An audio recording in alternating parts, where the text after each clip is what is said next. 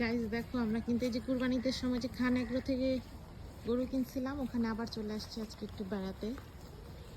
আমরা অ্যাকচুয়ালি এই জায়গাটায় আসছি, একটা রিসোর্টে যাব। তো রিসোর্টটা খান এগ্রোর উপর দিয়ে যেতে হয়। সো ভাবলাম যে কুরবানিদের সময় এত নাইস একটা এক্সপিরিয়েন্স হয়েছিল খান এগ্রোতে, আবার চলে আসি। তো এই যে পুরোটা খান এগ্রো।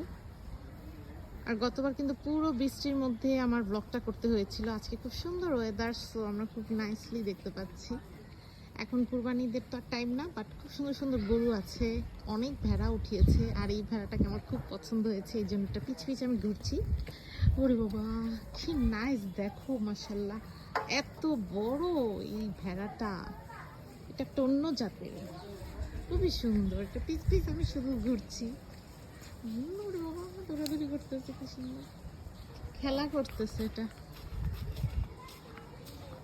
আর এখানে আছে কিছু এই যে দেশি ভেড়া, দেখো সুন্দর। ওখানে ওই গরুটা খুব সুন্দর, এত বড় একটা গরু। এই যেখানে স্নেহার অনেক, দেখো হ্যাঁ, ও কফি এখনো বিক্রি হয়নি না, ওইটা তো দাঁত হয় আমাদের নামও মনে আছে। এই কফিটা কুরবানিদের সময় ছিল, দাঁত হয়নি, এখন এটা সেল হয় নাই। এই যে স্নেহার অনেক, বাবা এই দুষ্টামি করতেছে খালি। এটা কিন্তু জুম করে বুঝা দেয়। প্রায় ফেলতে পারবো। দেখো এই গরুটা গাইস কি সুন্দর।